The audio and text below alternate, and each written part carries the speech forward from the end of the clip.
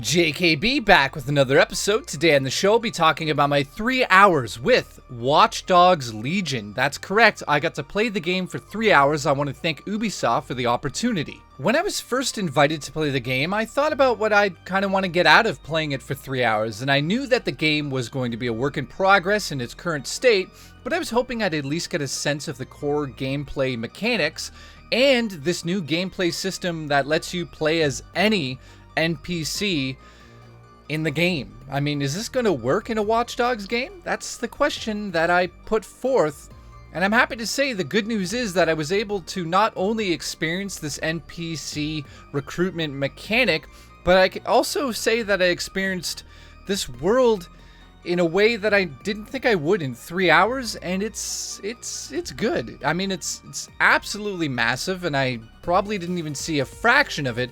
But my overall, if you just want to know right away, I had a great time with the game. I did get a small sense of the scope of the story with what I experienced, and it ties directly into the recruitment mechanic.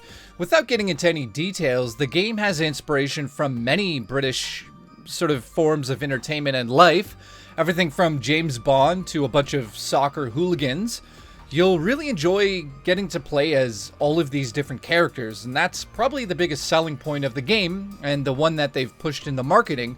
And yeah, it works. It's pretty good. Now I'm going to go over certain things in this sort of overview of my time playing with the game, and just they're kind of random. I mean, the city has shops that let you customize your character pretty much every couple of blocks. Everything you'd expect on the customization of a character is here, which I expected at this point, but it will be interesting because you can build a team of characters that you get from the NPCs. So however you want them to look, that's here, and that's pretty cool in this game because you can kind of make your team look like a badass squad. And I think, you know, you got to get your hands on to experience that, but when you go to the safe house and you see your team together, you're like, oh, I get it now. I get what I'm doing here, and it feels good. I noticed there was tons of random events that would just, you know, I'd come across in the world, and you kind of would decide how you would want to play. Like, take this random arrest taking place on screen now. You can scan each of the characters and see if they'd be good to join your team, or you could decide to liberate this guy that's being arrested. You could really do anything, and these things were in the past game, you know, you'd run into this sort of thing, but it seems like they've kind of made it a little bit more important in this game because of the story, which I'm not going to get into. I'm not sure if this was in the last game, but I totally forget, but there seems to be a new mechanic feature that has the ability to hack into any of the cars and bikes around you in the world and even turn them into projectiles. I mean, you can drive them in any direction you want by hacking into them, which can lead to major events that will happen in real time around you. So you could send a car into traffic if someone's chasing you and cause this huge event to take place where NPCs are screaming and cars are exploding, and it's just simply because you hacked a car, and that's pretty cool, and that goes into how fun this game will be overall. And of course, driving is back. You'll be able to hack into all sorts of things around the environment of the car as you drive by them, which leads to, again, exciting moments. You could set traps and set off, you know, fire hydrants and all sorts of things just like you could do in the last game, but they've sort of, it feels like maybe they've focused in on those moments where people are chasing you, you kind of want to get away, but you use the traps at the right time, and it feels great. When you are taken out by an enemy, you'll notice that you're arrested, but I do know that you can also die permanently in the game, so you can switch to another team member, or that NPC can die. I think that's a choice you can make in the options of the game, which is pretty cool. The world felt alive with all sorts of things going on around me, and it was really interesting to scan every NPC and see if they'd make a good team member or not. The idea of bringing these NPCs into your team at any point is really fun. And you can decide, I don't want to go after this NPC, because it's not as simple as walking up to them and recruiting them. At some points, you'll run into some more serious members you might want on your team, and they will take a little bit more work. You know, side missions. You'll have to do a side mission for them, and they'll, you know, you'll gain their trust, and they'll join your team. At one point, I walked into a bar and ended up playing a darts mini game, and it's nice to see these little interactions that make the world feel more real around you. And I'm sure there's even more that I didn't even experience in my playtime. One of the most interesting aspects of recruiting new members of your team is that they seem to have abilities that they don't share with other team members. So at one point I was using a team member who had this little spider drone that you could use to hack into systems within buildings.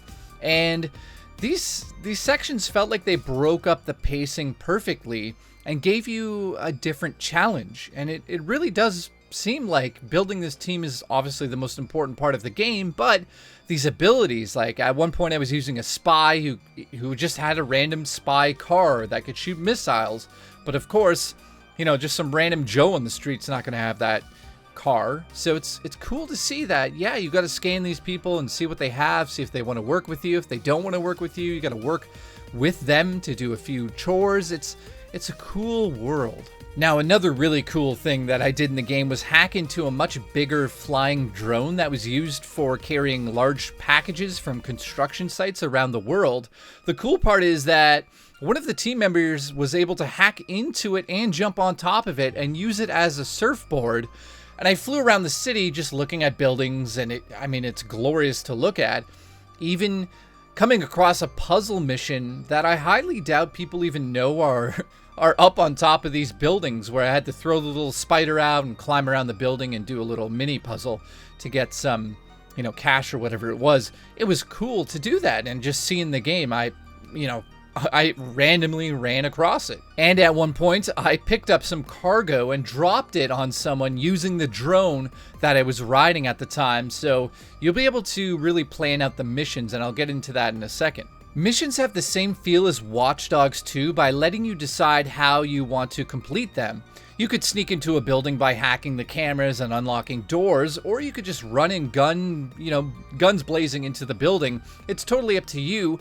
I got to try a few different missions where I had to get into a building and hack the computer, and it was a lot of fun. One of the most important things I wanted to bring up in this sort of review of the 3 hours I played was that the missions seemed to be a lot more vertical, and the missions felt open and had a different level to them. It was a little bit more advanced. You can clearly see the team is pushing the limits on the mission design here, and it shows. It's not as simple as like walking in and shooting up the place. You'll have to deal with, enemy types and drones that actually will come to the windows of the building and fire in and shoot at you. So you'll have to make choices like how many drones are outside the building, how many employees are in the building. All these things come into your mind as you go into a mission. And at this level of AAA development, that's what you want to see. And I can say that they've definitely put their time and effort into that. I could go on and on about the things I saw as I played the game, but I think the most important part is that I wanted to keep playing. That's the simple answer. Absolutely, I wanted to keep playing this after the 3 hours. They've taken everything that worked from the past games and put them into this massive game in scope. The recruitment system works. It'll be the driving force of why you want to play this game in the first place, I think. And I think it's safe to say that the game will deliver on the gameplay feature. It really did work in the 3 hours that I played. It's safe to say that the game has even more secrets than I discovered during my playtime. I felt like it didn't go out of its way to try to be something it's not.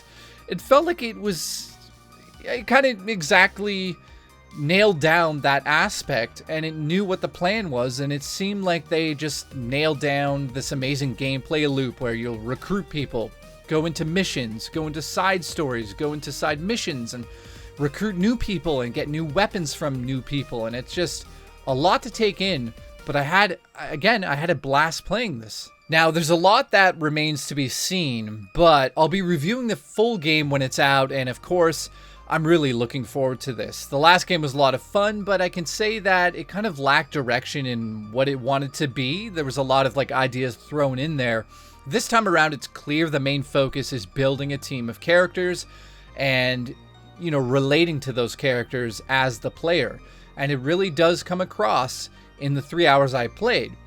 And in closing here, I mean, there's so much I didn't talk about in this, gameplay video here because I've got 3 hours of footage and a lot of work. So what I'm going to do is if you have any other questions, you could leave it in the comments below, and I'll do my best to answer as many as I can and as many as I'm allowed to, because I did see some things in here I can't talk about, which were cool, which I probably shouldn't even say, but it was cool. Very, very cool to see some of these things in here.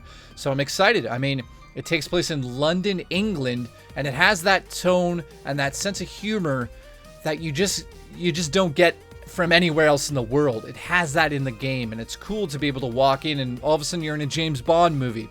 Then you're in like Snatch. Then you're in, another like Layer Cake.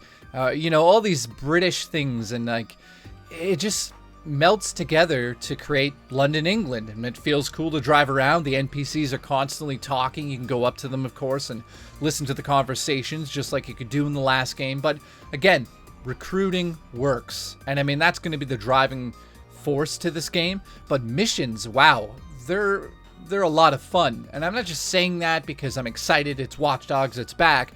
They're very, very well, developed. I mean, after 10 years of doing reviews on games, I can tell when a team has put in the extra effort, and Ubisoft definitely put in a lot of work into this. So, I'm very hopeful of the game. It remains to be seen how the game will turn out, of course. It could, who knows which way it could go at this point, but 3 hours in, I still want to play. I still think it's pretty much, a new experience in the Watch Dogs universe. I wouldn't say it takes itself so seriously as the last game. It is over the top. It is silly at times. It's not to the level of, say, Saints Row, but I mean, it has a lot of goofy moments because of the British humor, and it works. So thank you for watching. If you have questions, let me know in the comments below, and I'll see you in the next episode of JKB. And do me a favor, share this with your friends, put it on Facebook, Twitter, all that, all that stuff. See you in the next episode. Thanks for watching.